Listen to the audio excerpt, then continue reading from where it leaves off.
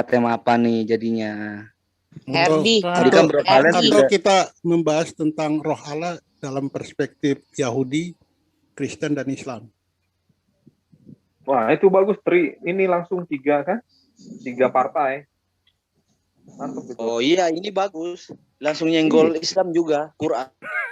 Bukan senggol ya, Bro. Maksudnya jadi semuanya berpartisipasi. Bro Herdi semua. dia suka banget nyenggol. Tukang nyenggol ini. Enak, cek monggo kalau soal roh itu. Oh iya. Bibel sama anak Islam, aja, bibel Islam sama Allahnya anak, tidak ada bibel roh. sama anak. Allahnya Bibel sama Islam anak nggak aja, roh. ngapain ngorek-ngorek kulkas. Udah cukup. Dikerucutkan aja dari tadi gitu-gitu aja. Pada melebar-melebar semua. Udah dikerucutkan aja. Apa yang mau dibahas? Dan tadi itu. Bro Herdi senggol Muslim, saya senggol Bu Sonya aja.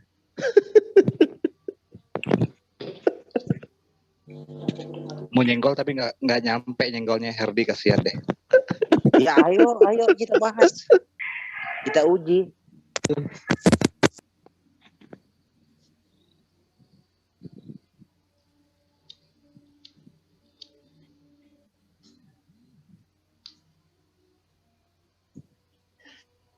Ya udah, kalau nggak konsep keselamatan menurut Islam, menurut Yahudi dan Kristen. Tuh. Gimana caranya untuk memperoleh keselamatan itu? Itu aja, kita nggak usah debat tapi menyampaikan aja ini masing-masing. Atau boleh juga dalam debat. Setuju Bro Jose, setuju itu. Lebih baik kita adem-adem aja gitu. Iya, kalau disetujui ya silakan aja. Kristen siapa? Herdi. Yahudi Valen. Islam Bang Juma, silakan. Kan jelas kan tuh. Temanya apa tadi? Keselamatan menurut Kristen, Muslim, dan Yahudi. Nah, boleh. Silakan Bang Juma. Keselamatan menurut perspektif 3 agama gitu aja. Ya, 3 agama samawi. Udah, kalau disetujui udah dimulai aja. Daripada melebar lagi. Kalau disetujui semua dari Yahudi, dari Kristen, dari Muslim. Bang Juma monitor.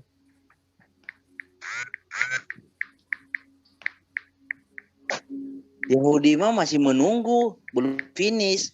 Kami menantikan keselamatanmu darimu ya Yehova. Masih nunggu Bang Valen. Gimana, udah bisa dimulai nggak nih?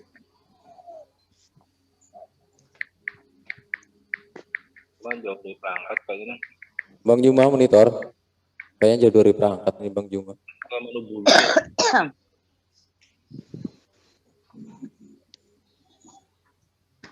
Bang Moto bisa gantiin sebentar sebelum Bang Juma masuk? saya masih ada kerjaan sih, paling nggak bisa lama tapi. Gimana nih? Dimulai aja, nanti berjalan aja gitu aja. Ya sudah. Yang penting temanya udah ditentukan. Apa sih temanya tadi? Keselamatan menurut perspektif 3 agama. 3 agama samawi, Bro, bagusnya. 3 agama samawi. Konsep keselamatan. Ini ada. Ya udahlah, boleh, silakan.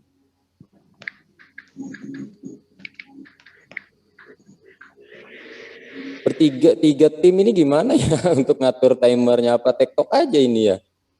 Lebih ke diskusi kali, Bro. Iya, diskusi aja ini. Diskusi santai aja lah. Iya. Jadi dibagi-bagi aja berapa menit habis itu. Iya, bisa. Ini 5 nanti menit. Kalau dirasa cukup tinggal ngomong silahkan gitu aja. Iya, betul. Nanti yang ngitung-ngitung perkiraannya ya dari moderator ini aja, dari co-host.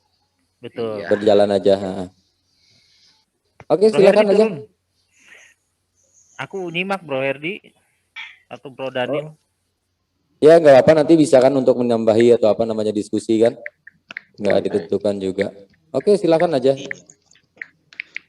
Mengalir saja.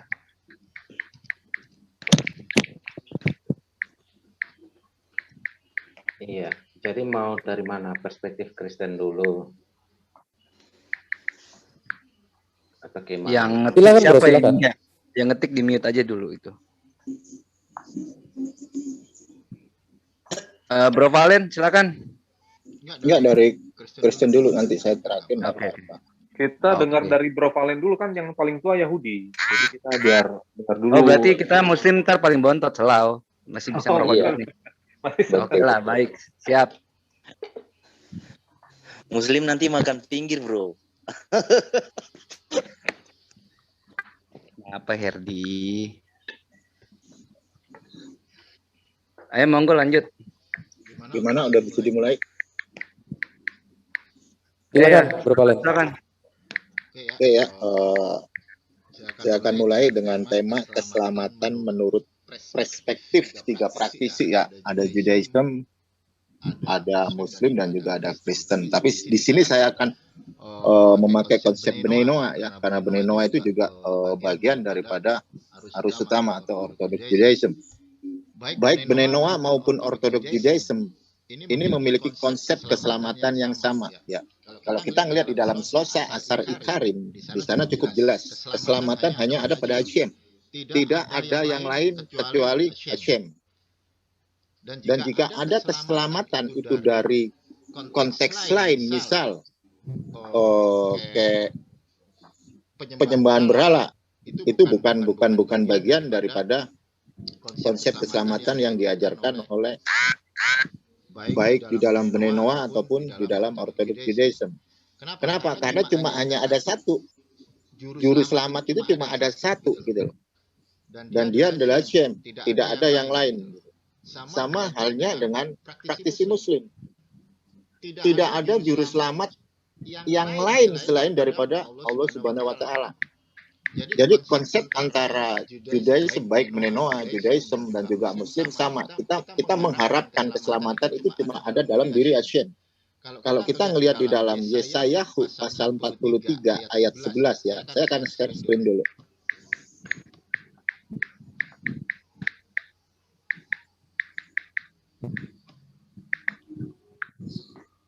Dalam Hebrew. Nah, di sana dikatakan Anoki Hashem Wien Mibal Lagai Mosya. Nah, jadi tidak ada. Akulah Hashem. Ya. Jadi tidak ada juru selamat selain daripada Hashem itu sendiri gitu. Jadi konsep keselamatan cukup simpel gitu loh. Bila dipaparkan oleh baik itu di dalam Bnei Noah ataupun di dalam Judaism cukup simpel. Kenapa? Karena keselamatan itu cuma ada di dalam diri Hashem. Nah, bagaimana manusia itu bisa mendapatkan keselamatan tersebut? Nah, manusia ini bertanggung jawab atas dirinya sendiri di hadapan Hashem. Jadi tidak ada yang namanya dosa waris, tidak ada yang namanya orang ini diwakilkan atau bla bla bla, nggak ada di dalam majority of Jewish itu nggak pernah mengajarkan seperti itu. Jadi manusia bertanggung jawab atas dirinya sendiri di hadapan Hashem. Dan kalau misal baik Bnei Noah ataupun Judaism mengandalkan keselamatan daripada yang lain selain daripada Hashem, itu tidak benar. Tetapi ada tanda kutip, misal begini, Hashem mengutus para Nevi'im atau para nabi. Jadi apa yang diajarkan para nabi, kita juga harus mengikuti. Gitu. Tapi bukan berarti para Nevi'im itu adalah juru selamat. Melainkan Hashem sudah mengutus Nevi'im untuk memberitakan Torah dia. Torah dia apa? Kan gitu. Instruksi daripada Hashem ini apa?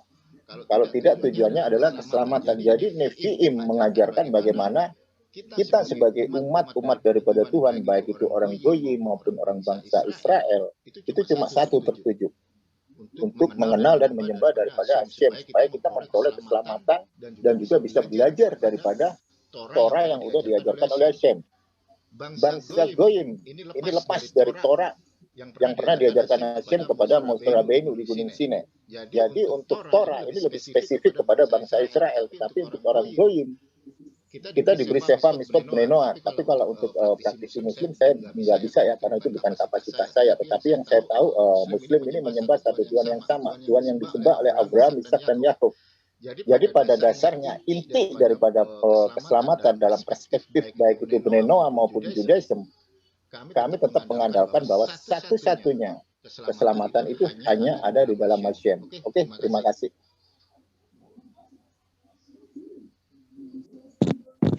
Oke, Bro Herdi atau Bro Jose, Bro Tom sampaikan. Saya nggak ikut ya. Silakan Bro Herdi atau Bro Daniel atau Bro Tom. Saya nyimak aja. Silakan. Ya, silakan Bro. Mau duluan? Oke, baik. Terima kasih atas waktu dan kesempatan yang diberikan. Pertama-tama saya mengucap syukur kepada Tuhan Yesus Kristus Allah yang benar itu. Ya, jadi keselamatan menurut kekristenan adalah Kristus itu sendiri yang telah datang dalam rupa manusia. Dia adalah Yehova atau YHWH atau Yahweh itu sendiri, Tuhan Allah Israel. Nah, ketika dia di dalam Kejadian itu mengatakan bahwa dia akan mengadakan permusuhan antara keturunanmu dan dengan iblis ini, ya. Jadi di Kejadian 3 ayat 15 itu dia sudah berjanji, dia sudah memberikan suatu berita Injil, ya, tentang keselamatan yang akan datang dari keturunan perempuan itu. Nah, janji itu dipelihara turun-temurun, sehingga janji itu simbolnya adalah pengorbanan hewan, ya. Pengorbanan hewan itu adalah simbol mengenai penebusan yang nanti akan digenapi oleh Yesus Kristus. Nah, sebelum sampai Mesias itu hadir, janji itu harus dipelihara, ya. Makanya Kain dan Habel melakukan yang namanya korban persembahan kepada Tuhan. Itu ini kalau berbicara persembahan, korban persembahan kepada Tuhan, iya, tetapi itu juga merupakan lambang atau mengenai janji, ya, yang harus dipelihara sebelum Mesias itu datang. Karena ketika ini Yehova menyembelih, ya, hewan untuk menutupi ketelanjangan dari perempuan dan laki-laki itu, ya, di Taman Eden, dia mengambil binatang untuk dikorbankan dan kulitnya dipakaikan kepada manusia. Nah, cara-cara Tuhan ini itu ditiru atau diperintahkan kepada anak-anak Adam dan Hawa, dan Adam dan Hawa pun memerintahkan anak-anaknya, sehingga kita dapat melihat bahwa pengorbanan hewan itu yang berkenan di mata Tuhan, tetapi persembahan seperti hasil tanah itu enggak diterima, kan, seperti Kain ditolak persembahannya. Nah, persembahan atau pengorbanan hewan ini terus dipelihara sampai di masa Nuh. Nuh pun ketika air bah surut, dia memberikan persembahan kepada Yahweh, kepada Yehova, ya, kepada Tuhan alam semesta itu, ya. Nah, ketika anak-anak Nuh ini beranak cucu, yang memelihara janji ini hampir tidak ada, ya. Kita bisa melihat, ya, keturunan Nuh ini menyebar ke seluruh dunia, dan mereka itu hampir tidak sedikit pun yang memelihara janji itu, sehingga Tuhan memilih Abraham, ya. Tuhan memilih Abraham, bukan Abraham hidup dalam kebenaran sehingga Tuhan memilih dia. Enggak. Tuhan memilih Abraham karena dia melihat manusia tidak ada Abram, ya. Sebelum namanya berganti menjadi Abraham, namanya Abram. Ya, sebelum Tuhan memilih Abram, Tuhan tidak melihat satu kebaikan pun dari diri Abram, ya. Nah, sehingga Tuhan yang berinisiatif sendiri untuk memilih Abram, ya. Nah, Tuhan menuntun dia kepada negeri yang harus dia tuju. Di situ Tuhan akan memberikan dia memberikan perjanjian kepada Abraham dan keturunannya, ya. Nah, ketika Tuhan memberikan janji itu sebenarnya janji yang tadinya dipelihara dari Taman Eden itu, yang hampir hilang setelah air bah itu. Orang ini tidak melakukan persembahan itu kepada Tuhan lagi, tetapi persembahan itu telah menyimpang kemana-mana. Kita lihat kan di Mesir atau di negara-negara lain juga terdapat korban persembahan kepada dewa-dewa. Itu tadinya persembahan kepada Tuhan itu sendiri, tetapi miss atau jadi apa ya, tidak terarah sesuai tujuan mula-mula itu, yaitu untuk memelihara janji itu. Makanya Tuhan memilih Abraham untuk sebagai ini apa, penerus atau pengingat janji itu. Nah, keturunan Abraham ini, Ishak dan Yakub, itu akhirnya yang menjadi satu bangsa yang menerima janji. Kalau di Perjanjian Lama itu sebut ya ini apa? Mereka menerima Taurat ya, dengan peribadatan mereka yang harus mereka lakukan sebagai simbol akan datangnya Kristus ya, dengan persembahan atau pengorbanan yang biasa mereka lakukan, yang mereka terus lakukan. Itu sebenarnya tuntutan hukum Taurat sebelum Yesus datang, sebelum Kristus hadir, Mesias hadir. Nah, karena tadi ya yang saya sampaikan bahwa janji itu kan sudah dilupakan, makanya Tuhan memilih satu keturunan yang harus memelihara janji ini. Nah, ketika janji ini dipelihara oleh orang Israel, ternyata didapati bahwa orang Israel sendiri pun melanggar janjinya Tuhan. Mereka tidak memelihara, tetapi janji Tuhan harus digenapi ya, harus janji Tuhan kepada Abraham itu harus digenapi karena Tuhan sudah berjanji kepada Abraham. Nah, lewat keturunan Abraham, meskipun tidak secara darah dan daging, tetapi kalau berbicara budaya patriarki itu kan dia tetap menjadi sah ya. Yesus itu tetap menjadi sah. Dia berdasarkan hukum duniawi, dia adalah keturunan dari Abraham, turunan sampai ke Yusuf ya. Nah, ketika Yesus lahir itu di situ dikatakan Lukas 2 ayat 11 dikatakan telah lahir bagimu juru selamat Kristus ya. Juru selamat Kristus Tuhan di kota Daud, dan itu menggenapi juga mengenai ini Bethlehem Efrata ya, bahwa sekalipun engkau bukan yang terkecil, sekalipun engkau bukan yang terkecil ya dari yang suku-suku yang ada lah istilahnya. Nah, Yesus lahir dari Bethlehem ya, lahir dari negeri Bethlehem. Nah, itu sesuai nubuatan bahwa di Perjanjian Lama pun menuliskan tentang Bethlehem Efrata. Nah, kenapa Yehova harus menjadi juru selamat satu-satunya ya kan? Kalau perspektif Yahudi manusia nggak bisa. Nah, karena juru selamat itu juga berbicara tentang darah, sehingga korban persembahan yang telah dilakukan dari Taman Eden itu adalah bukti bahwa itu merupakan perjanjian darah sebagai kalau mau dibilang pengorbanan hewan itu sifatnya tempori ya, sifatnya tidak ini berlaku kekal ya, dia itu hanya sementara ya. Jadi ketika orang berbuat salah, setiap tahunnya dia harus membawa korban lagi ya, setiap tahun diulang-ulang terus. Nah, itu sifatnya tidak selamanya.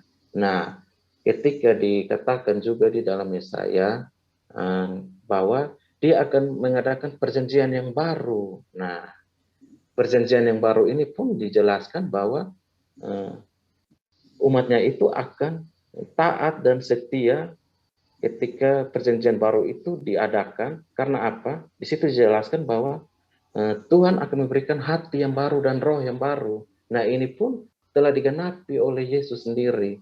Ya. Yesus berkata bahwa aku akan memberikan seorang penolong yang lain. Ya. Tidak lain dan tidak bukan adalah rohnya sendiri, roh Allah itu sendiri yang diam di dalam orang percaya. Nah, penebusan manusia berdosa oleh Kristus Yesus itu dipandang oleh orang Yahudi sebagai suatu kebodohan ya. Kalau kita berbicara konteks pada waktu itu, sehingga ketika Yesus berkata anak manusia adalah Tuhan atas hari Sabat, itu orang Yahudi langsung menuduh dia telah meninggikan dirinya seperti Tuhan, seperti Allah. Nah, disinilah kegenapan dari firman Tuhan itu sebenarnya, bahwa dia bukan saja sebagai batu sandungan, tetapi bukan saja sebagai batu sentuhan, melainkan juga batu sandungan bagi orang Israel. Yesaya 8 ayat 14 ya.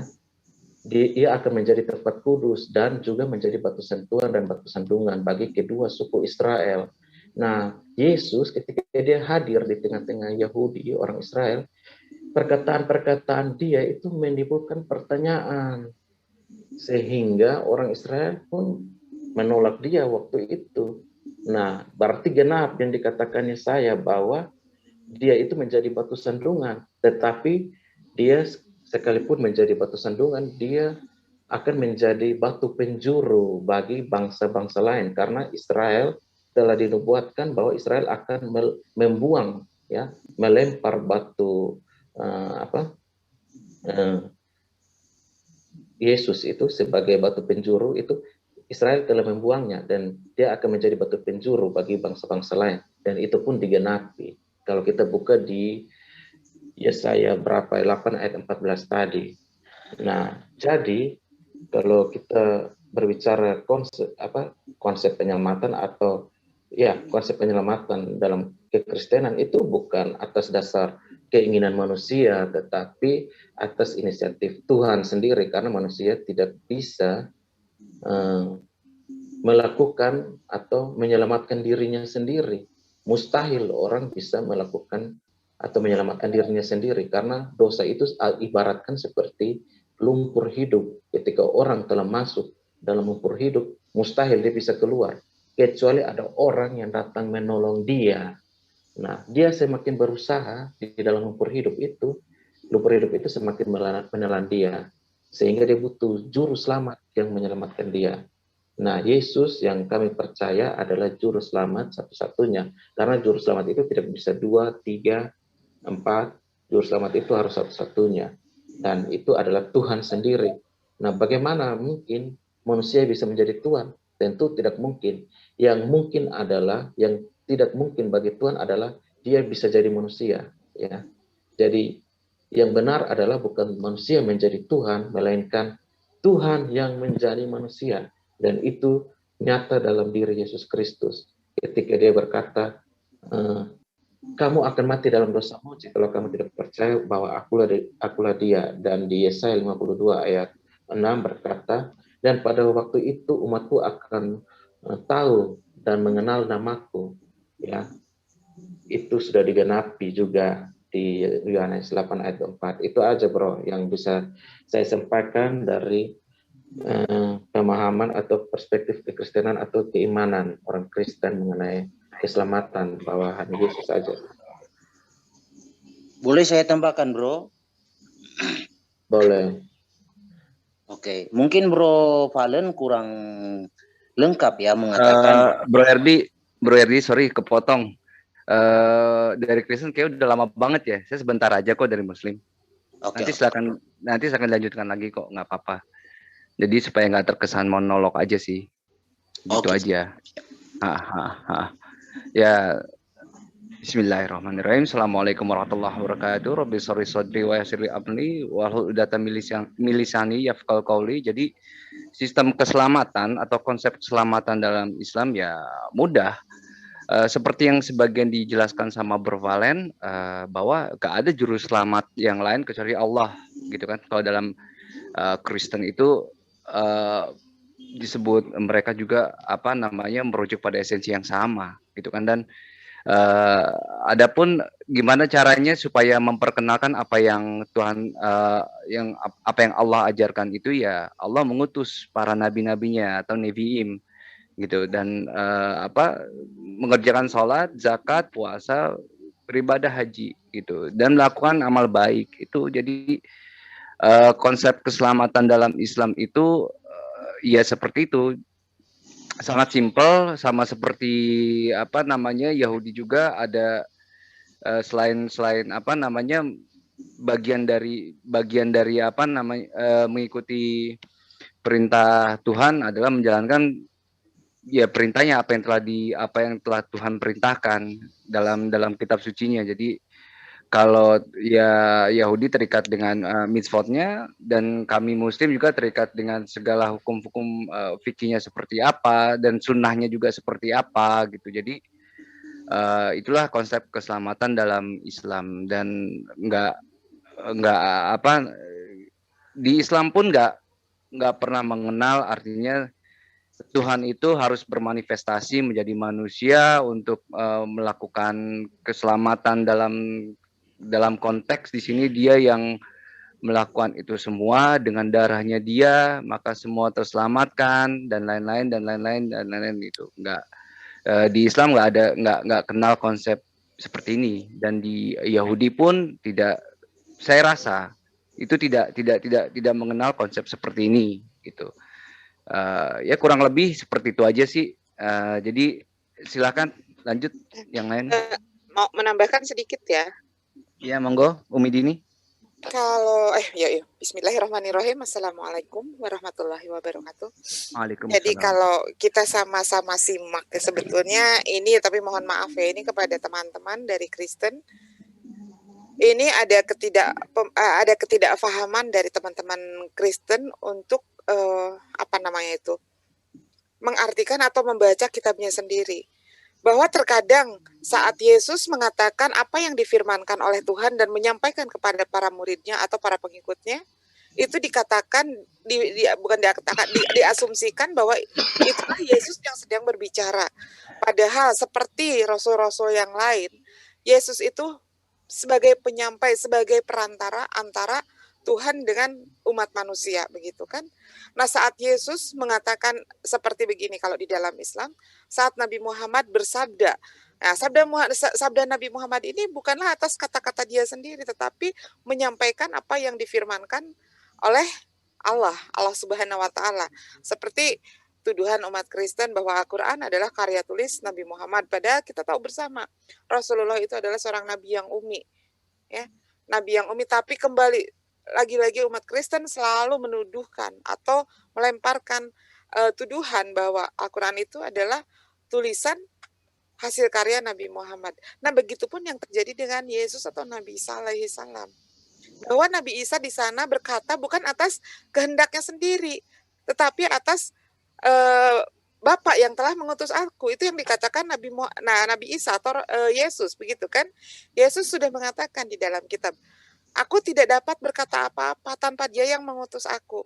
Itu yang jadi yang Yesus katakan yang tertulis di dalam Alkitab. Kalau menurut pandangan saya, mungkin saya sebagai orang awam ya, tidak sepintar teman-teman Kristen yang menjabarkan atau menafsirkan kitabnya sendiri. Tetapi yang saya tangkap, teman-teman Kristen ini banyak miss dalam memahami kitabnya sendiri. Di mana di sana Yesus sedang mengatakan dafar Elohim. Yesus sedang mengatakan, menyampaikan dafar Elohim kepada muridnya, kepada pengikutnya, itu dianggap oleh umat Kristen ini itu adalah perkataan Yesus. Contohnya, aku adalah Alfa dan Omega. Umat Kristen selalu mengatakan bahwa Alfa dan Omega itu adalah merujuk kepada sosok Yesus. Padahal di sana silahkan dibaca ya, silahkan dibaca dan difahami ayatnya. Padahal di sana sudah sangat jelas mengatakan bahwa Yesus itu sedang menyampaikan apa yang difirmankan Tuhan untuk disampaikan kepada pengikut-pengikutnya atau kepada umatnya. Melalui siapa? Melalui Yesus, melalui Nabi Isa, menggunakan mulut dari Nabi Isa itu. Dan itu bukan perkataan dari yang keluar dari Nabi Isa sendiri atau Yesus sendiri. Karena Yesus mengatakan, aku tidak dapat berkata apa-apa tanpa Dia yang mengutus aku. Karena Yesus ini sudah jelas Dia adalah utusan sebagai perantara, sebagai jembatan antara Tuhan dengan umat manusia. Begitu. Tidak beda dengan Rasulullah. Rasulullah pun tidak beda dengan dari mulai Ibrahim, bapak-bapak nabi kita, atau nenek moyang nabi-nabi kita, itu semua adalah utusan. Mereka menyampaikan apa yang difirmankan Tuhan melalui mereka. Mereka menyampaikan dafar Elohim, apa yang difirmankan oleh Tuhan, karena Tuhan tidak bisa langsung, bukan tidak bisa, Tuhan itu tidak mungkin berbicara langsung dengan manusia. Karena di dalam Injil pun dikatakan bahwa Allah itu tidak bisa dilihat rupanya dan tidak bisa didengar suaranya. Bagaimana cara umat manusia ini mendengar suara Allah atau dafar Elohim itu apa, atau firman-firman Allah itu? Yaitu dengan cara penyampaian firman kepada utusannya. Nah, seperti itu. Jadi ini kesalahan penafsiran atau kesalahan pemahaman dari umat Kristen saat Yesus menyampaikan firman dari Bapa. Itu dianggap itu adalah perkataan Yesus. Contohnya yang tadi. Aku adalah dia. Aku adalah dia itu maksudnya Yesus sedang menyampaikan bahwa aku adalah dia itu perkataan Tuhan. Yang contoh yang kedua, aku adalah Alfa dan Omega. Yang dimaksud dengan Alfa dan Omega itu bukan Yesus, tapi Yesus sedang mengatakan firman dari Bapa bahwa dialah Alfa dan Omega. Disampaikan kepada siapa? Kepada manusia melalui siapa? Melalui mulutnya Yesus. Makanya Yesus mengatakan aku adalah dia itu bukan merujuk pada dirinya sendiri. Ya, kita kembalikan lagi ke Alkitab bahwa Yesus sendiri mengatakan, aku tidak dapat berkata apa-apa, aku tidak dapat berbuat apa-apa. Nah, seperti itu kurang lebih ya. Ini hanya pandangan Umi, dari sudut pandang Umi ya. Entah mungkin teman-teman yang lain bagaimana sudut pandangnya. Hanya ini pandangan Umi. Ini adalah kesalahan pengertian, salah pengertian dari teman-teman Kristen untuk memahami apa yang ada di dalam Alkitab sebetulnya sudah benar. Umpamanya ayat itu sudah benar, cuman untuk memahaminya salah. Salahnya di mana? Salah menganggap bahwa ayat itu yang berkata itu adalah Yesus, padahal Yesus sedang menyampaikan dafar Elohim begitu. Terima kasih Bang Herdi, kayaknya tadi mau menambahkan. Silakan Bang Herdi.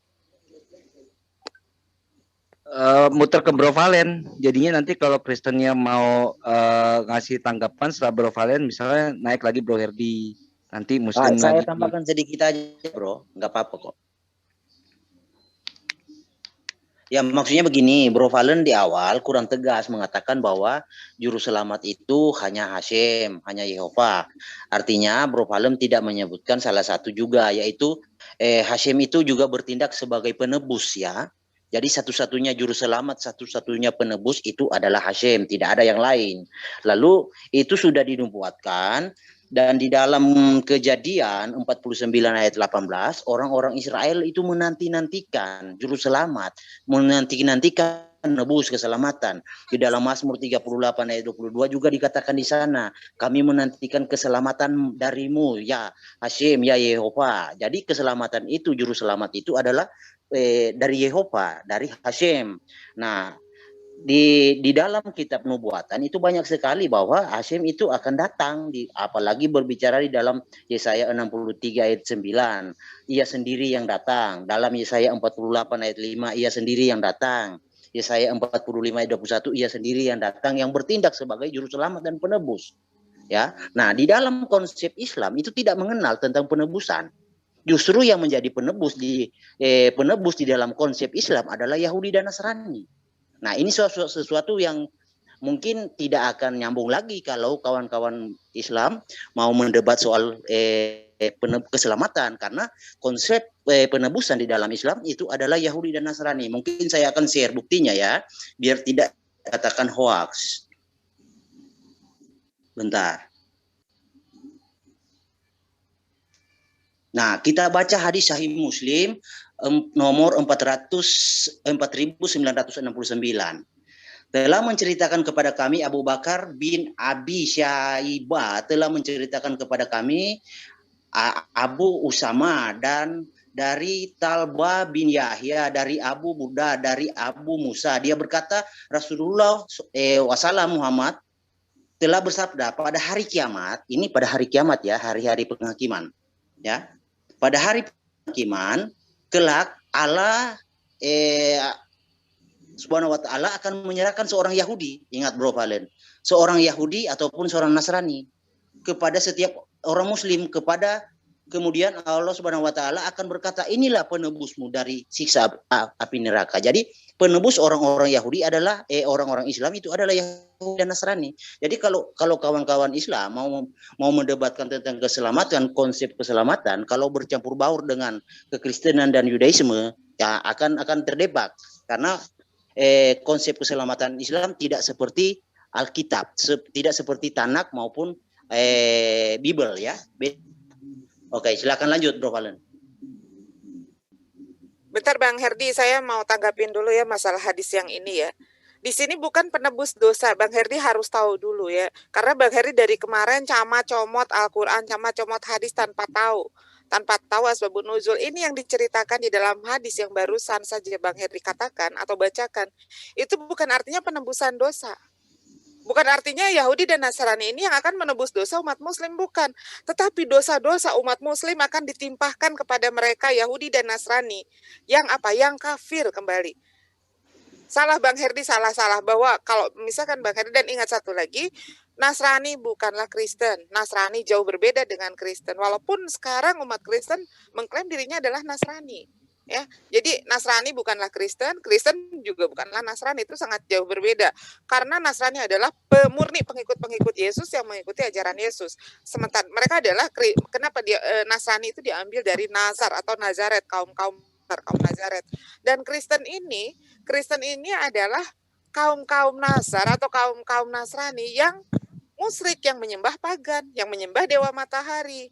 Maka cikal bakalnya kembalilah kenapa umat Kristen ini dikatakan Avodah Zarah, karena umat Kristen ini dianggap sebagai penyembah dewa matahari. Itu kalau kita lihat dari sejarah Tritunggal.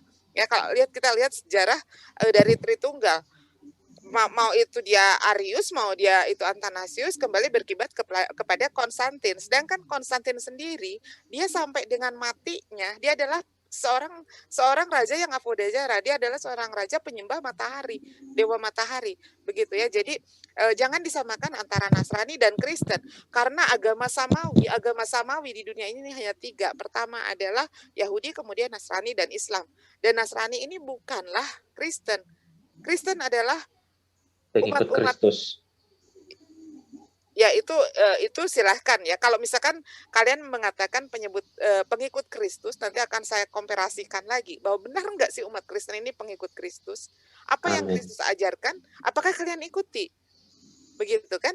Apa ajaran yang Yesus Kristus ajarkan? Apakah diikuti oleh umat Kristen?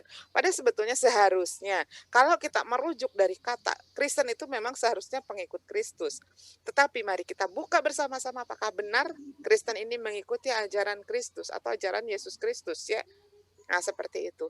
Jadi kalau misalkan Bang Herdi tadi mencomot satu hadis dari Bukhari Muslim, terus mengatakan bahwa Yahudi dan Nasrani akan menjadi penebus dosa, itu salah besar.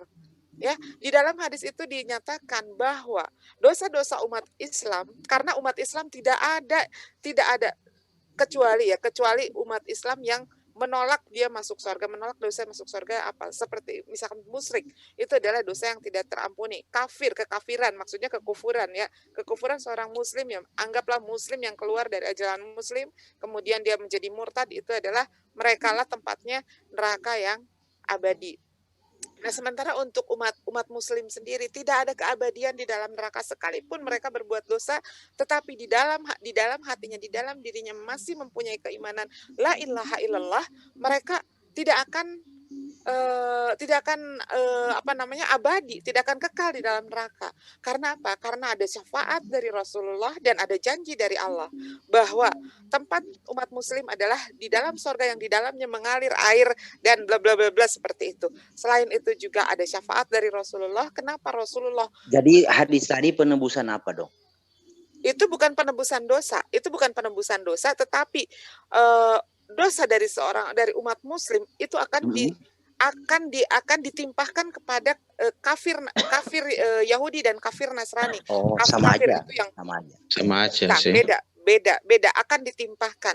Kalau misalkan penebusan itu secara sukarela, seperti kalian mengatakan bahwa Yesus menebus dosa, begitu kan? Tetapi kalau Di misalkan situ kata Allah, inilah penebusan. Jangan tadi nggak dipotong loh kamu Herdi. kamu jelasin nggak dipotong loh, kamu motong enak bener. Ya, jadi Jangan Bang Herdi ini dari kemarin camat comot ayat Al-Qur'an mengajari kita seolah Bang Herdi saat kita bukakan tafsir dia tidak mau terima. Akhirnya dia kabur seperti itu. Nah, jadi Bang Herdi sekali lagi Umi katakan Bang Herdi kalau mau mencomot ayat Al-Qur'an atau hadis Bang Herdi harus tahu dulu asbabun nuzul. Kalian kan gemar sekali bahwa Islam itu harus tahu asbabun nuzul, ya kan? Jadi tahu enggak? Pertanyaan Umi akan balikan. Kalian itu tahu enggak apa itu artinya asbabun nuzul? Itu adalah sejarah turunnya ayat itu seperti apa. Jadi jangan asal seenaknya, oh ini enak nih buat dicomot sama umat Kristen untuk untuk membenarkan pendapat umat Kristen comot. Padahal asbabun nuzulnya tidak seperti itu begitu Bang Herdi. Ya, jadi baik Umi Dini. Nanti saya mau tambahkan sedikit. Jadi Umi hanya menyampaikan bahwa Bang Herdi barusan salah menafsirkan ayat itu mengatakan bahwa di dalam hadis Sahih Bukhari Muslim itu mengatakan bahwa Yahudi dan Nasrani akan menjadi penebus dosa bagi Muslim, itu salah besar. Silakan Tuan Moto. Berbicara balik lagi ke tema masalah konsep keselamatan atau salvation itu. Jadi di sini di dalam Kristen itu dinyatakan bahwa Yesus itu harus mati di tiang salib sebagai salah satu lambang atau prosesi dalam rangka untuk menebus dosa. Saya mau share screen. Bentar, wait. Share screen. Di dalam Matius, bro, sebentar bro, mungkin kalian panggil si Yitzhak supaya imbang dong. Nggak apa-apa. Sebentar, saya mau lanjutin dulu. Si Yitzhak bukan Yahudi. Ya udah, itu saya nggak tahu. Pokoknya saya mau lanjutin itu dulu. Saya statement saya dulu sebentar. Karena nanti ini pertanyaannya untuk Yahudi dan Kristen. Argumentasi saya. Jadi gini. Dalam Matius 27 ayat 46, kira-kira jam 3 berserulah Yesus dengan suara nyaring, Eli, Eli, lama sabachthani. Artinya, Allahku, Allahku, mengapa engkau meninggalkan aku? Di sini ada notes di sini. Jika diklik bintangnya, dia akan merujuk kepada Tehillim, gitu kan? Kalau kita buka termnya kan, yang di sini kan, nah di sini kan ada termnya kan. Ada korelasinya itu. Allahku, aku berseru-seru pada waktu siang, tapi engkau tidak menjawab. Jadi termnya itu harus dilakukan siang dan malam, gitu kan? Jadi apakah itu satu memenuhi nubuatan dalam Tehillim ini, dalam Mizmor ini? Yang kedua, jika kita merujuk pada, saya mau menanyakan ini kepada Bro Valen. Jika kita merujuk pada tanahnya ini, dalam Ketuvim ini, di Tehillim ini, di sini kan tulisannya di sini nih, Eli, Eli, lama azahthani. Apakah azahthani dengan sabachthani itu sama? Itu pertanyaan saya sama Bro Valen. Dan tadi pertanyaan saya sama Kristen. Oke, monggo silakan dijawab. Iya, saya jawab ya. Mengenai Bro tadi bertanya bahwa itu dilakukan di waktu siang dan waktu malam. Betul, itu sudah digenapi ya. Kalau kita baca di Matius tadi yang Bro katakan bahwa di ayat 45 itu dikatakan begini, mulai dari jam 12 kegelapan meliputi seluruh daerah itu sampai jam 3. Artinya apa? Peristiwa itu terjadi siang, tetapi seketika itu juga sampai pada jam 3 itu terjadi kegelapan. Artinya apa? Siang dan malam itu terjadi saat bersamaan. Matahari tertutup atau diselubungi ya oleh di daerah itu ditutupi oleh awan kegelapan, sehingga matahari itu sinarnya tidak masuk atau tidak sampai kepada bukit itu di mana Yesus disalibkan. Nah, itu juga menjadi nyata ketika di Mazmur tadi Bro katakan bahwa waktu itu terjadi siang dan malam, dan itu terbukti di Matius tadi. Itu Bro. Kita ambil peristiwa yang terjadi itu. Gitu sih. Mungkin Bro Herdi mau tambahkan, silakan. Atau Bro Tom. Oke Bro. Bro. Jadi begini, Umi Dini mungkin salah paham tadi. Yang saya maksudkan penebus ya, tidak ada tambahan dosa atau apa, tidak. Jadi Hasyim itu bertindak. Ada baiknya kita buka ya ayatnya supaya Umi Dini itu nggak selalu berburuk sangka. Nah sebentar. Jadi saya katakan itu penebus, tidak ada tambahan-tambahan penebus dosa ya. Jadi Hasyim itu bertindak sebagai penebus. Jangan ditambah-tambah ya, nanti. Nah, penebus.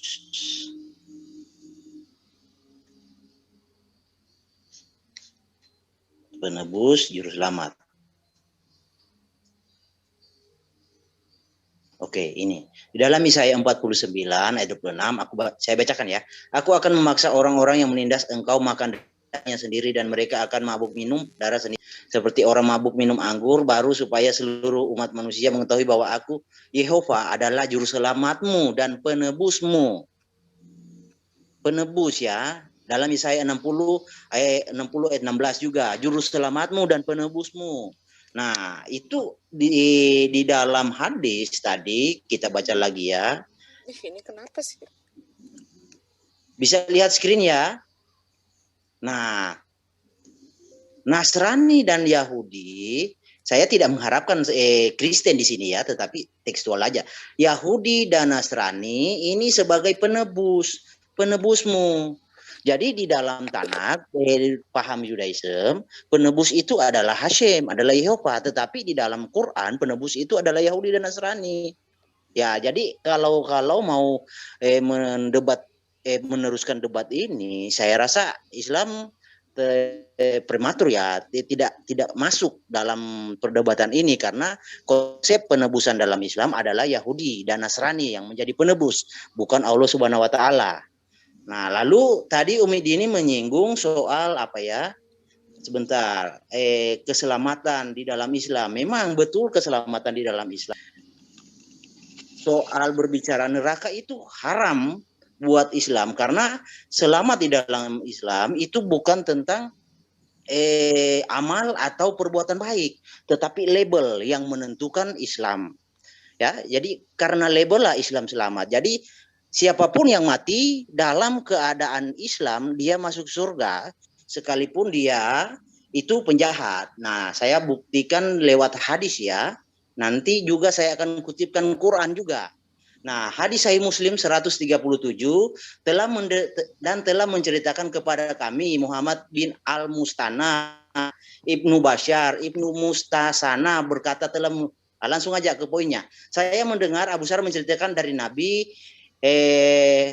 bahwa beliau bersabda, Jibril alaihi wasallam mendatangiku dan memberikan kabar gembira kepadaku bahwa orang yang meninggal, ingat, bahwa orang yang meninggal ya, bahwa orang yang meninggal dari umatmu dalam keadaan tidak mensyirikkan Allah dengan sesuatu apapun, saya masuk surga. Jadi orang yang meninggal dalam keadaan tidak mensyirikkan Allah itu pasti masuk surga. Maka aku ini Muhammad ya, aku bertanya, dia berzina? Jadi orang yang meninggal dalam keadaan berzina pada posisi label Islam itu masuk surga. Jibril menjawab, walaupun dia berzina dan mencuri. Ya, jadi sangat-sangat kontradiksi kalau kita bahas gabungkan dengan kekristenan dan Judaism. Karena di dalam Judaism maupun kekristenan, kejahatan itu adalah maut upanya. Mati dalam kejahatan, mati dalam dosa adalah maut. Jelas ya? Oke, silakan lanjut. Tadi pertanyaan dari Tuan Mutu perihal Mazmur ya, atau Tehillim 22. Nah, kalau kita ngelihat di dalam tadi yang anak literasi itu menjelaskan dari Ibrani Misna ya. Kalau Ibrani Misna di sana dikatakan Eli Eli lama asaftani rakho miswati defre syia agati. Berbeda dengan Aram. Aramik itu Eloi Eloi lama sabahtani. Nah, itu Aramiknya. Oke, saya lanjut lagi ya.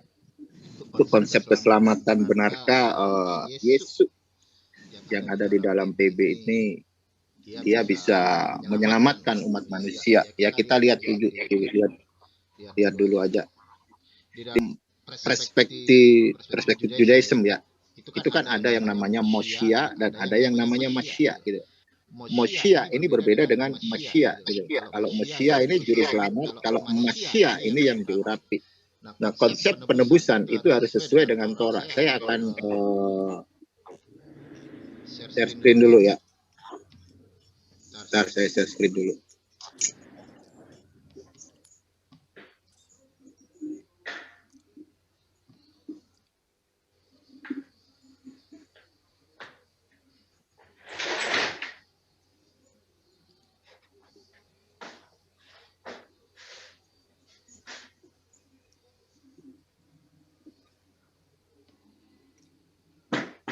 Ya, saya ambil ini dari Ibrani ya. Ibrani yang saya kasih garis biru ini kitab perjanjian baru dalam bahasa Ibrani ya.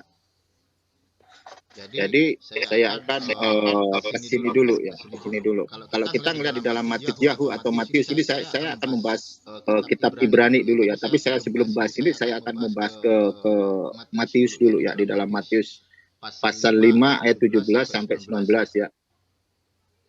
Jadi di sana dikatakan menyangka bahwa aku datang untuk menyiarkan Torah atau kitab para nabi. Itu kalau terjemahan Indonesia ya. Kalau dalam Hebrunya al-tedamu kifati lehafer et hatorah o et difre andifiim lefati lehafer kiim lemat. Jadi di sana cukup jelas Yesus ini datang untuk menggenapi Torah. Tetapi premisnya apakah benar gitu loh. Apakah benar Yesus ini datang untuk menggenapi Torah? Saya akan merujuk ke dalam konsep penebusan dan keselamatan ya. Kalau kita ngebaca di dalam Ibrani pasal 9 ayat 22 yang saya kasih garis biru ini kan adalah Ibrani ya. Di sana dikatakan fekimat hakol yetuhar badam alpi hatora fein kapara belo sefikat dam. Di sini ada kata kapara ya. Ini alpi hatora. Nah, ini al terus pi hatora. Nah, terus habis itu di sini ada kata kapara. Ini cukup penting ya. Nah, benarkah Yesus ini dia sesuai dengan penggenapan Torah gitu loh. Jadi kita harus apa ya, cross check dulu. Dan premisnya adalah kenapa para ini tidak mempercayai bahwa Yesus ini adalah penggenapan dari Torah, baik itu secara dia dianggap sebagai Masya maupun Mosia. Kenapa Judaism tidak bisa menerima Yesus dari segi Mosia, baik Mosia maupun dari Masya ya? Saya sambil ngoperasin OBS ya, maaf kalau lagi telat. Nah, kalau kita ngelihat di dalam narasi PB itu kan udah jelas Yesus itu dianggap sebagai Mesias, itu jelasnya, dan juga sebagai Mosia atau Juru Selamat. Kita lihat di dalam perspektif Judaism ya. Yesus itu tidak bisa, atau Yesus itu tidak bisa memenuhi nubuatan mesianik. Yesus tidak bisa mewujudkan kualifikasi pribadi daripada manusia. Dan ayat-ayat yang ada di dalam Tanakh yang mengacu kepada Yesus itu adalah terjemahan yang korup, bahkan tidak pernah ada ditemukan sama sekali secara teks dan kontekstual ada nama Yesua. Dan kalaupun ada itu bentuk panjang dari Yesua gitu, dan itu bukan pribadi Yesua yang ada di dalam Alfred Akadasa atau di dalam Perjanjian Baru, tetapi Yehoshua bin Nun, Talmid daripada Moshe Rabbeinu. Itu ada di dalam Pirkei Avot 1 ayat 1 ya.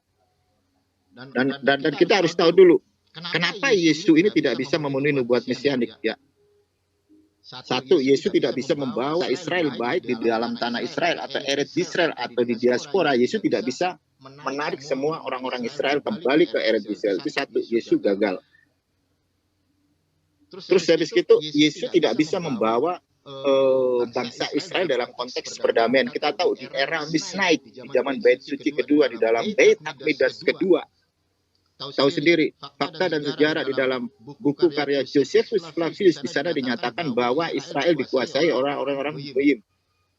Ya, di situ ada Pontius Pilatus. Kalau membaca Pontius Pilatus dari buku Josephus Flavius akan ketahuan siapa sebenarnya Pontius Pilatus gitu. Kenapa? Kalau kita membaca dari narasi PB atau di dalam Berita Kadasa, maka Pontius Pilatus seorang malaikat, berbeda dengan narasi yang ada di dalam tulisan Josephus Flavius. Di sana dikatakan bahwa Pontius Pilatus ini adalah orang yang kejam. Ya, itu satu perlu diketahui.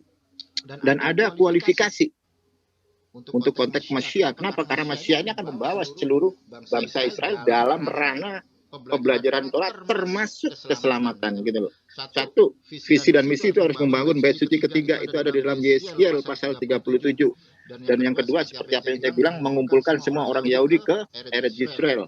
Dan yang ketiga itu semua manusia, baik itu goyim maupun orang-orang Israel, itu di dalam era perdamaian. Tidak ada yang namanya perang segala macam, nggak ada. Yang ada cuma damai sejahtera. Nah, sebelum kedatangan Mesia ben David, ya saya tidak membahas Yesus, tapi saya membahas Mesia ben David. Ketika sebelum kedatangan Mesia ben David, maka akan datang dulu Eliyahu Hanafi untuk memberitakan segala sesuatu. Kalau kita melihat narasi di dalam PB, Eliyahu Hanafi atau Nabi Elia ini diklaim sebagai Yohanan Pembaptis atau Yohanes Pembaptis. Tetapi pada faktanya Yohanes ini mati, sedangkan Eliyahu Hanafi atau Nabi Elia tidak mati. Salah satu bukti bahwa di sini saya katakan tidak sesuai dengan narasi yang ada di dalam tanah, atau yang saya katakan PB agak mengalami suatu keeroran. Itu yang kedua ya. Terus benarkah konsep penebusan dosa yang dilakukan Yesus itu sesuai dengan Torah? Kita tahu ya narasi di dalam PB. Sebelum Yesus disalib itu hari apa kita? Sebentar lagi orang-orang Yahudi merayakan Pesak. Kita tahu narasi di dalam PB.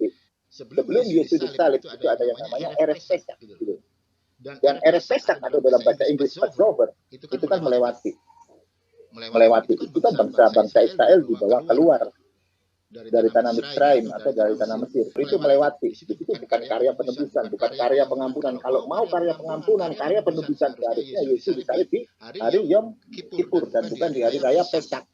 Dan kita tahu di dalam tradisi Yahudi sesuai dengan Torah, sebelum melakukan Pesak itu harus ada penyembelihan domba, dan itu dilakukan bukan di Golgota, tetapi di Betanidas gitu. Jadi bagaimana mungkin Yesus ini bisa mewujudkan kualifikasi dia sebagai Mesia dan juga sebagai Mesia atau juru selamat jika dirinya sendiri gagal gitu. Dan kalau dia mau sesuai dengan Torah, seharusnya Yesus disalib di Betanidas, dan kita tahu salib itu adalah hukuman dari orang-orang Romawi atau orang Yahudi. Bro Valen, mungkin bro bisa dicatat apa-apa yang tidak maksud dalam kualifikasi Yesus sebagai pengenapan nubuatan, karena terlalu banyak bro. Mungkin nanti dicatat atau nanti saya jawab. Nanti bisa kamu jawab, karena saya juga hafal kalau di luar kepala ya. Jadi begini, kita tahu salib itu adalah hukuman khas daripada Roma. Benarkah Yesus itu disalib dengan menggunakan celana dalam doang atau istilahnya cuma kaki celana pelindung alat vital? Benarkah demikian?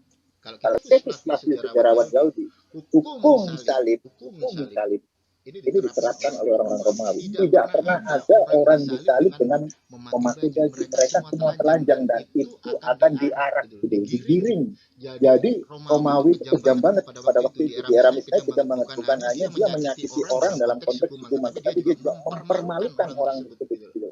Jadi kalau kita melihat justru Yesus itu benar-benar telanjang kalau mau tahu. Kalau mau tahu ya secara jujur. Dan kalau Yesus ini dianggap sebagai anak domba Elohim yang tidak bercacat, Yesus melanggar Torah. Kenapa saya bilang Yesus melanggar Torah? Satu, dia berkata di satu sisi dia berkata menggenapi, tapi di sisi lain dia menghabiskan yang namanya netilah tiadain, konsep pembasuhan tangan. Yesus tidak mengerti Torah. Yesus mengutip Torah, tetapi kalimat tersebut ada di dalam Tehillim. Yang ketiga, Yesus menghabiskan apa coba? Makanan dalam konteks kasih antara tahor dan tame itu disamaratakan semua. Dan yang poin keempat, Yesus di hari Sabat seharusnya dia melakukan suci, dia berdoa baru kata Adonai Elohim meleka alam kita ada di Mekah di Spanu Nel sel Sabat, tetapi Yesus tidak melakukan ini. Yesus sangat menyimpang dari Torah. Jadi bagaimana mungkin praktisi Kristen menyatakan bahwa Yesus ini adalah Adonai Allah jika Yesus sendiri yang dianggap sebagai rabi, tapi Yesus itu melanggar Torah. Makanya majority of Jews tidak mempercayai man, manusia, jika dinyatakan man is God, Avodah Zarah. Majority of Judaism tidak mau mempercayai seperti ini ya. Makanya di dalam Selasa Asar Karim itu jelas keselamatan itu semua hanya ada di dalam Mesias. Jadi baik praktisi Kristen ketika dia mau mengkorelasikan semua pengajarannya ke dalam tanah, itu free will daripada praktisi Kristen. Kita fine-fine aja, tetapi ketika praktisi Judaism baik Bnei Noah maupun Judaism ditanya perihal itu, kami tidak mengenal Yesus itu ada di dalam tanah. Dan sekalipun praktisi selalu mengambil rujukan Yesus itu ada di dalam Talmud, itu sebenarnya bukan Yesus, itu adalah Yesus ben Parachia. Berbeda dengan Yesus yang ada di BB. Yesua bar Yosef, Yesua yang di BB punya 12 talmid. Berbeda Yesus ben Parachia yang ada di dalam Torah CBP atau dalam Talmud. Jadi untuk referensi bagian konsep keselamatan yang nanya kekeparan, Yesus sama sekali dikatakan baik di dalam Torah, Nevi'im dan Ketuvim. Oke, terima kasih, bisa dilanjut.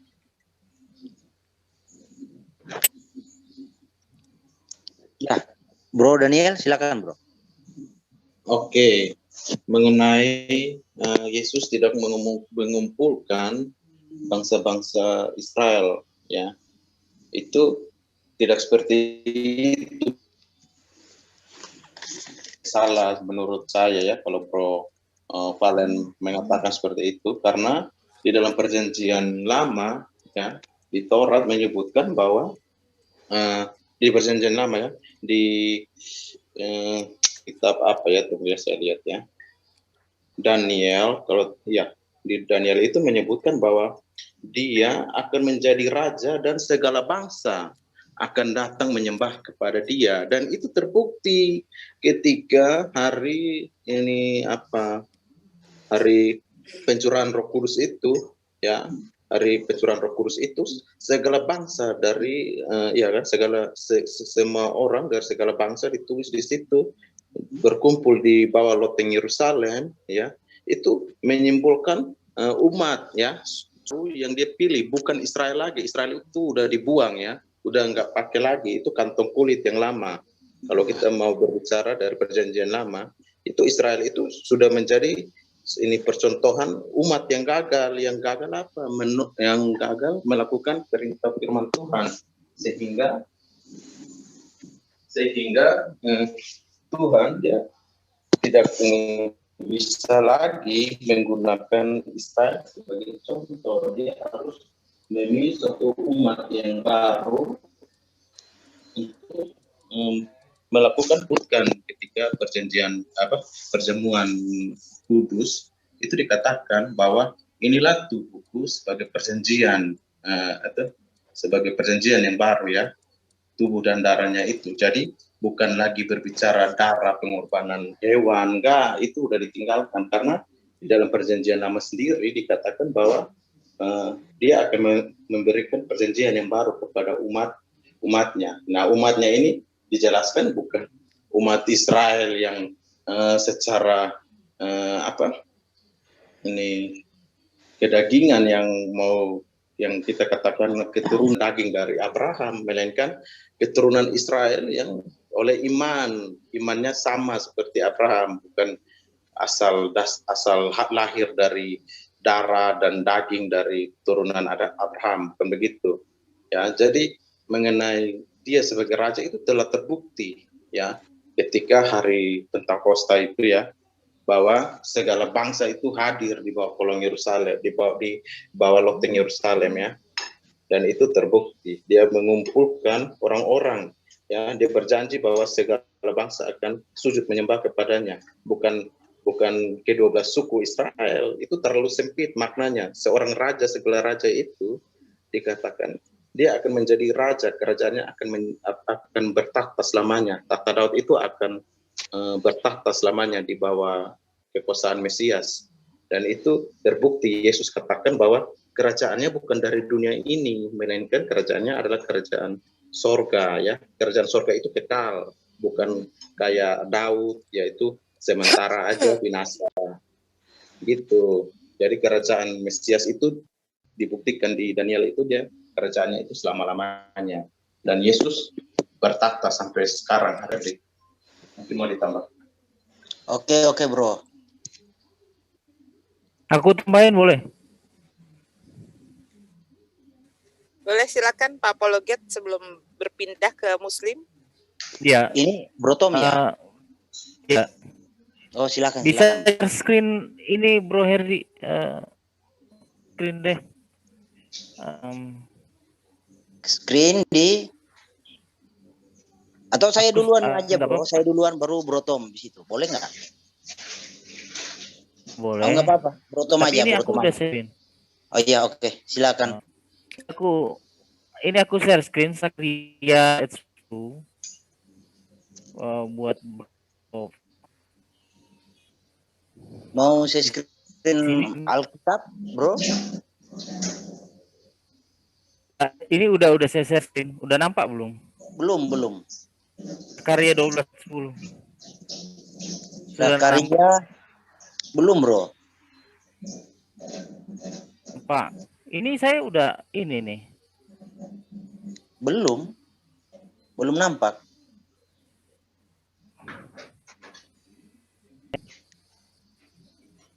Coba saya ulangi ya. Atau saya buka aja Bro ya. Sakaria berapa Bro? Ini belum nampak. Oke, bukain deh. Sakaria 12 ayat 10. Ayat 10.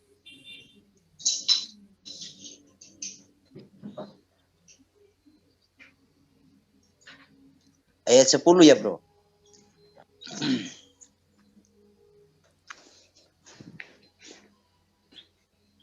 Ya, sudah Bro, ini. Halo?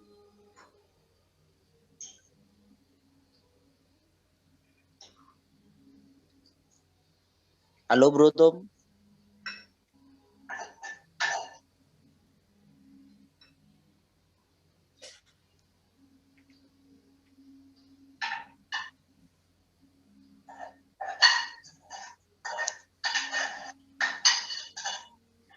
Halo. Ke mute Bro. Halo, iya. Oh, tadi saya kelempar. Aku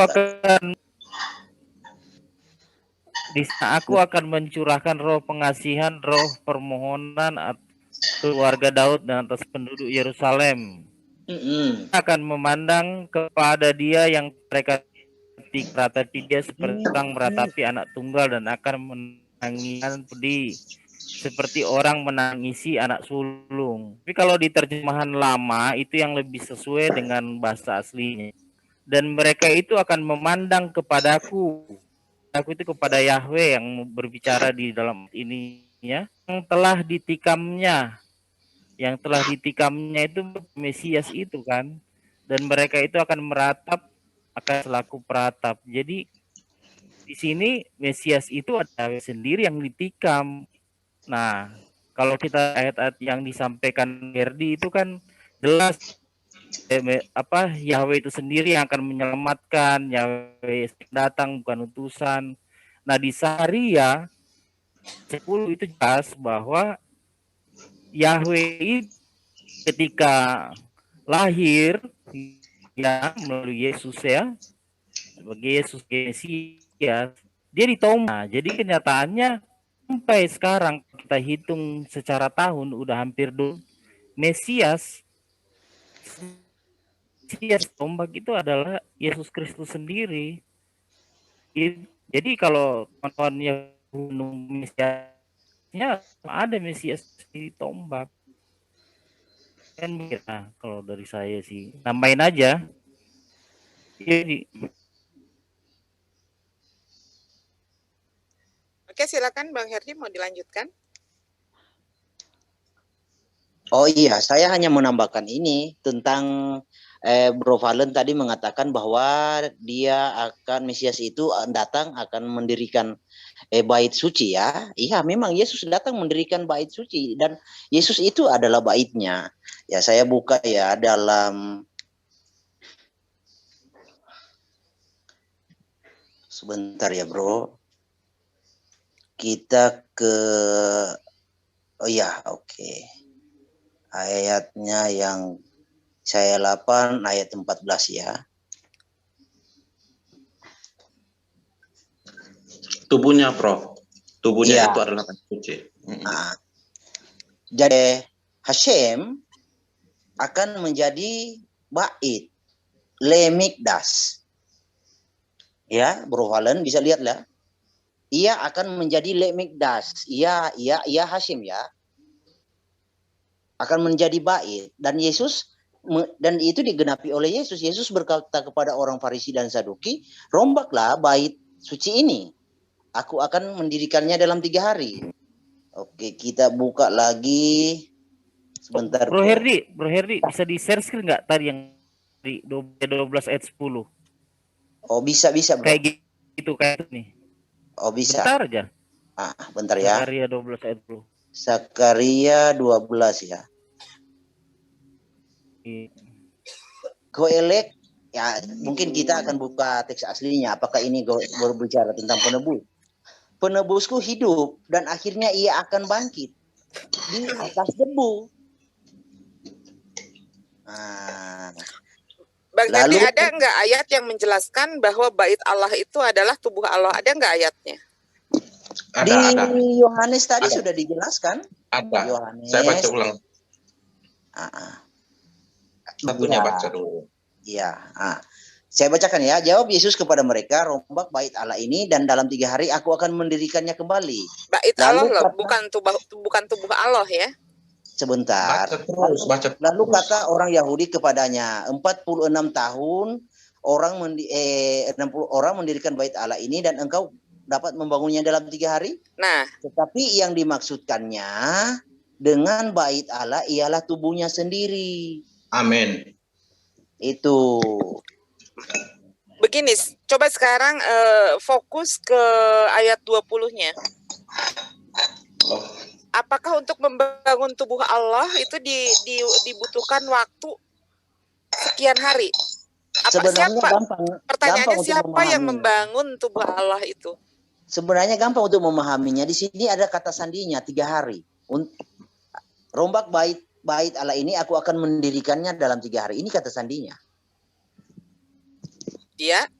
Siapa yang merombak bait Allah? Siapa yang merubah? Yang dimaksudkan adalah ayat 21, tetapi yang dimaksudkannya dengan bait Allah ialah tubuhnya sendiri. Karena ayat 22 baca. Ayat 22, kemudian sesudah ia bangkit dari antara orang mati, muridnya bahwa hal itu telah dikatakannya dan mereka pun percaya akan kitab suci dan akan perkataan yang telah diucapkan Yesus. Amin. Oke, silakan. Itu aja yang ada, mau ditambahkan lagi, Bro? Silakan. Oke, saya sebentar.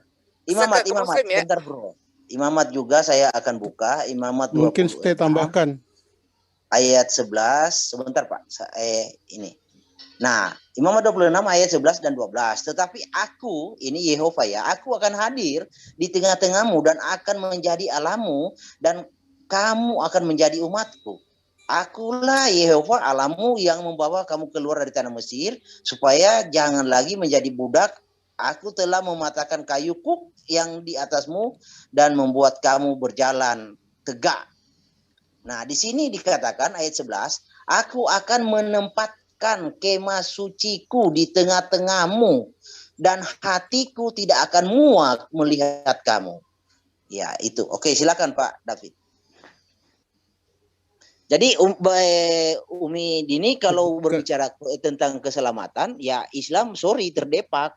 Karena konsep keselamatan Islam beda dengan Judaisme maupun kekristenan. Oh ya? Tidak, biar saya tanggapi ya. Oke, pada jadi silakan. Di dalam ayat yang dikutip 46 tahun itu mereka Allah pemugaran bait Allah oleh Raja Herodes dan dia selesai tahun 6 yang dihancurkan tahun 70 oleh jenderal itu. Yesus secara tentang sistem korban yang dilakukan di bait Allah lama itu, yaitu korban penebusan dan korban pendamaian bangsa Yahudi untuk menebus dosa melalui imam besar yang satu kali ke dalam ruang Maha Kudus dengan itu darah domba.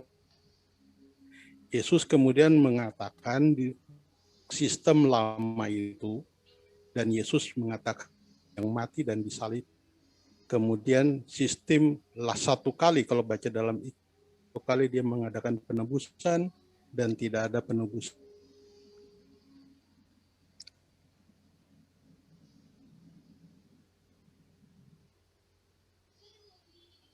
Suaranya hilang, Pak David.